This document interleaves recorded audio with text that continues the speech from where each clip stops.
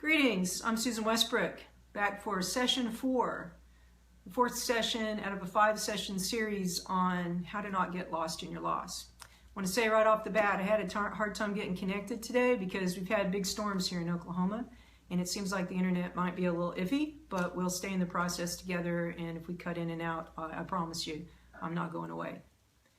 Today I have a special treat for you. I want to remind you of the world's best ever fairy tale.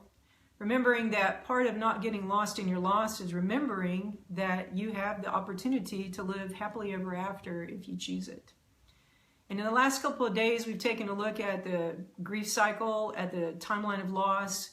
Yesterday, we took a little bit deeper look into survival with our friends, the dinosaurs.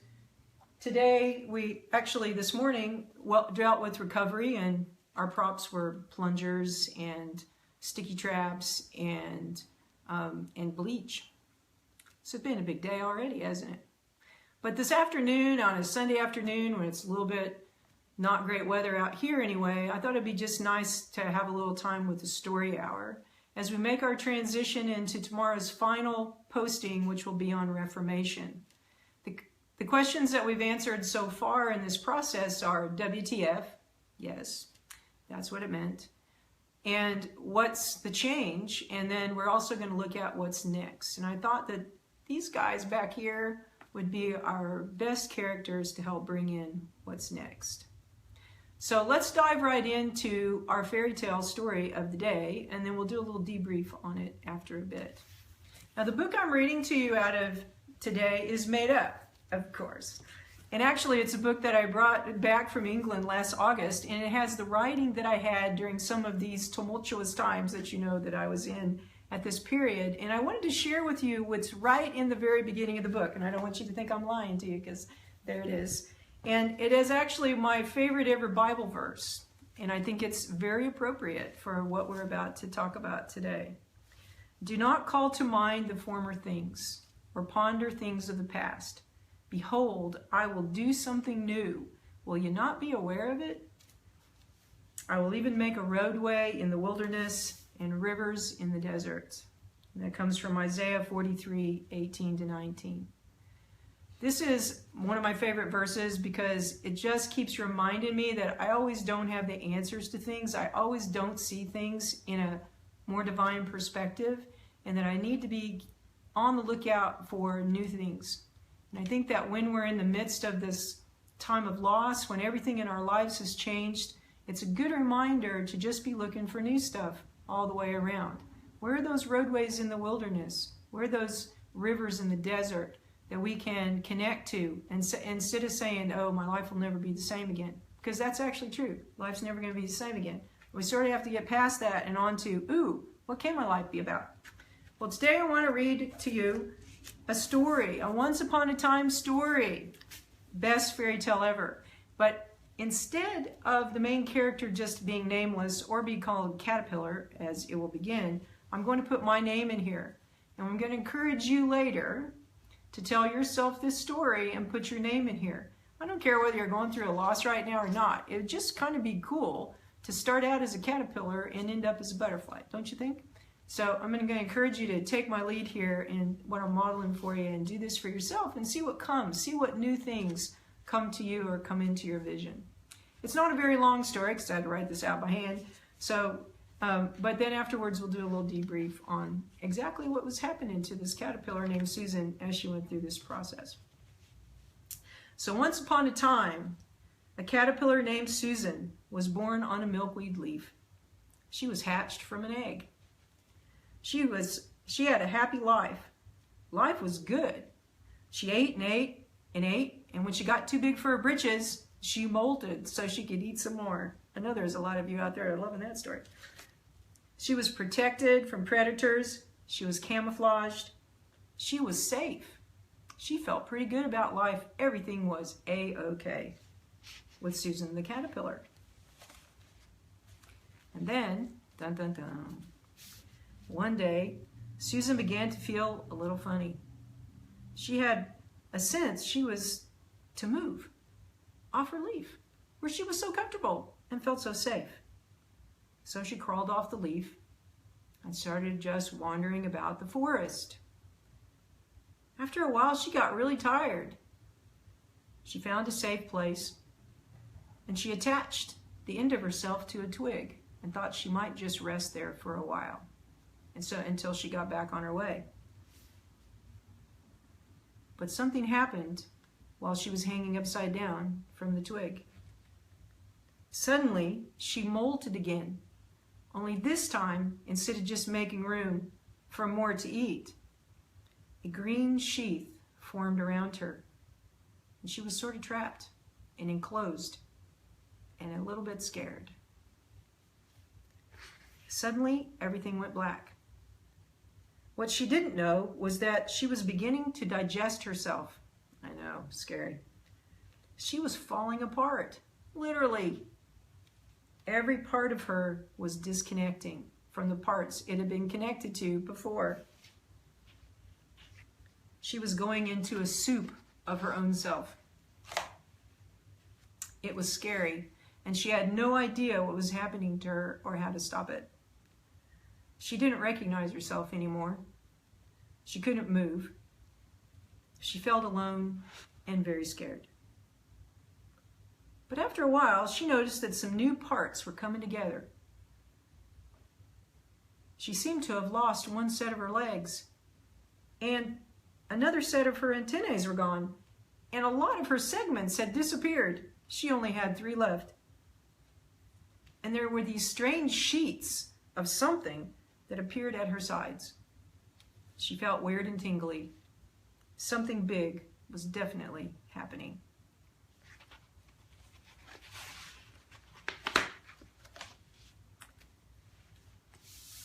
One day, Susan felt herself being released from the green sheath. She felt heavy. She couldn't move those big sheets on her sides very well, so she sat down on a flower to rest. As she rested, the sheets got lighter and lighter, and she flapped them a bit. Wow, she almost took off that last time. So she did it again, because that's the kind of adventuring butterfly/caterpillar Susan is. And she did it again and again. And before she knew it, she was up in the air, on the move, going higher than she had ever could have imagined. She was soaring. She was seeing things she had never seen from the leaf. She felt life inside of her, and she put that life down on a milkweed leaf. All that scary change, and now she was a magnificent flying beauty with a new purpose, creating new possibilities. Life was good. No, it was great. And she lived happily ever after. The end. It's a cool story, isn't it? I know. Susan was a really cool caterpillar. So let's talk about the story of the transformation of a caterpillar to a butterfly. Now, most of you know I'm an old science teacher, so I love metaphors like this. But I actually believe that our Creator gave us natural metaphors for our purpose, because sometimes our vision of what is possible is pretty small, right? Because we have the vision of the world from our leaf. And that leaf is one of many leaves. It's in one of many fields, and we can't actually see all the possibilities. But one of the things I want to pass on to you today about this story is that at every stage of the way, Susan was exactly where she was meant to be in the divine spectrum of things, right? So when she was in the egg, where she was originally, everything was perfectly perfect. And then when she was on the leaf and eating and molting, she was doing exactly what she was meant to do and what she was called to do, and that was to eat and molt, because there was a purpose to that, and everything was perfectly perfect. And then when she went into the chrysalis, into that dark box that is exactly what our fairy tale has been about, she went into that dark box for the transformation. As much as she felt like she was falling apart, and as crazy as everything was, and as much as she didn't understand who she was and couldn't even identify herself anymore, she was perfectly perfect in the bigger scheme of things in that time. And then when she emerged as a butterfly, and she was able to fly, and she had new purpose, but again, was perfectly perfect exactly as it was meant to be. You know, one of the things that we think sometimes when we're in the midst of loss is that this shouldn't be happening to me. Now, I can tell you, as a caterpillar that was inside that chrysalis, that has come to me a lot. This should not be happening to me. Every part of my life should not be falling apart. But also, I couldn't see the bigger piece of it, right? And that's the best part of this story, is that at any point in time, if the caterpillar had decided not to go forward, she would never have known what it was like to fly on the other side. I've always thought about this story kind of like On the Leaf. The caterpillar gets the call on the caterpillar cell phone and then goes off the leaf. But what if the caterpillar didn't go off the leaf? What if when we get the call, we just sit down and say, no, I'm not going to? Or maybe when we see the transformations happen and they're so painful and they hurt us so badly, we just fall out, which we see people do all the time, right? I mean, I'm not just talking falling out from suicide, I'm talking falling out from life. Sort of like we saw John White do earlier, right? Today, is to just fall out. Not continue on your path and not continue toward your purpose because it just got too tough. And then, what if we got wings and we had this whole new opportunity in front of us and we decided we really would prefer to be a caterpillar and we just weren't going to fly? How many of you have done that? It's like all of a sudden the world opened up and something really cool happened, but we said, no, nah, not really. Nah, that's not who I am, right? I'm a caterpillar. I'm not a butterfly. I can't fly. I want to invite you to be a little bit ridiculous with me today, because it is a little ridiculous, isn't it? To think that we would get the chance to have wings and we wouldn't take it. But yet we do it all the time. I know I've done it hundreds of times. We just think that whoever we were before and whatever was happening before was obviously better, so we might as well just not even try anything new. Now I'm going to say, as a person who's been in this black box for a year and has come out the other side feeling the happily ever after coming, that there's been a lot of change in my life. I've had to give up some parts of myself. You know, the caterpillar, it was pretty good sport here. The caterpillar had to give up a lot. It turns out that as an insect, it only needs one set of 6 legs, so it gives up one set of legs in the transition. It only needs the one set of antennae, so it only has that. It gives up all of its segments. It gives up its mandibles because it's no longer going to be eating leaves, and it needs a proboscis out there so that it can take in nectar. So the caterpillar had to give up quite a bit in this process in order to get over to the butterfly side. And a lot of us are in exactly that position, aren't we, as we go through this change? We're giving up a lot. But let's look what the caterpillar got out of this. So first of all, we've got a leaf-bound organism that can only eat the leaves. It can only see about this far, right? I mean, I don't know how far caterpillars can see anyway, but not very far on the leaf. It's got a certain set of predators, and actually, if anything tried to come and get it, it couldn't get away in the first place. In this new transformation, he's got wings. He can fly. In fact, the monarch is one of my favorite butterflies to talk about because these butterflies migrate thousands of miles. These are incredible flying machines, these monarchs. And the caterpillar gained wings, gained an ability to pollinate, to reproduce, to create life. A lot of things that weren't possible for the caterpillar in the beginning were now possible in the butterfly state. Now, I know that you get the metaphor, right? Because we've been working on our metaphor work here. But I want you to take it on in a whole new way today. I don't really care whether you've been in the middle of a big loss or not. I feel like a lot of folks that I work with as clients just get stuck in life, just thinking that life needs to be a certain way and that it can't really change and that nothing else is going to happen. Nothing good else can happen to them. Or that life's okay. You know, why should I want life to be any better than it is right now? You know, I got the basics. Oh, wait a minute. Survival mode.